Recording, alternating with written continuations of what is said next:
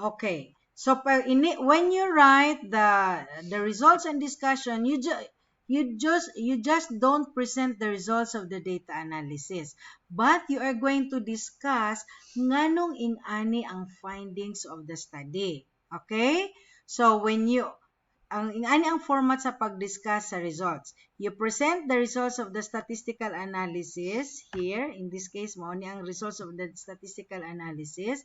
And then you discuss it and support the discussion with the theory that supports the study. And then, unsa man dayon ang resulta, unsa man dayon ang support sa previous study, di ba, sa inyong paper kay naamoy review of related literature.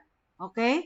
Katong inyong gi-review nga literature, mao to ang mag-support sa discussion. Say for example, there is no significant difference. Ngano kaha nga way significant difference? Or there is no relationship, or there is a relationship.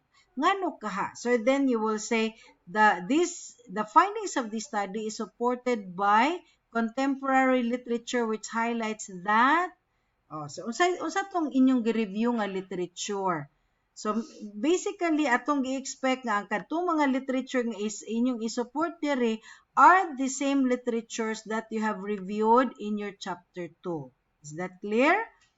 So mao na ang pag-interpret. I-present ninyo ang results sa data analysis, and then you discuss it related to the literature nga inyong gibasa, gi-review sa chapter 2. So for example, the findings of this study agrees to the findings of, or the findings of this study does not agree with the findings of, nga kadtong findings nga inyong gidiscuss sa inyong RRL nga section. Dayon i-interpret ninyo.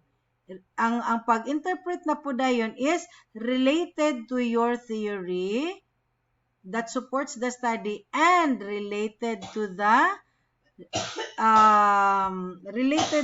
demographic profile of your respondents. For example, nganong ang inyong results sa analysis kay wala lagi ni agree sa study, for example ni Namoko. Kay ang respondents sa study ni Namoko kay mga adults, whereas ang respondents aning among study are mga senior high school students. So lahi ang they have the adult respondents in the same study by Namoko with this study are different. They have different perspectives. Okay? Or for example, ang respondents of the study are mostly female. Ang mga female nga respondents, ang mga female are ingani ang kinaiya busa mao ni ang result sa among data analysis. Okay? So that's it. You report the statistics, you discuss it relative to the literature that you reviewed, and then you interpret it relative or supported by the theory that supports your study and the demographic profile of your respondents. Okay? Okay. Wait for the 5th video. The 5th video will be about writing the conclusion of the study.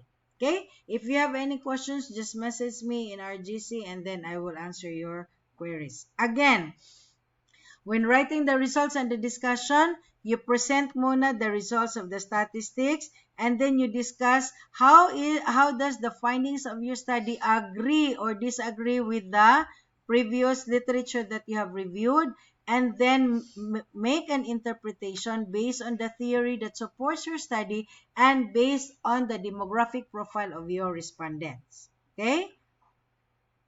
Okay, sige. Wait for the next video.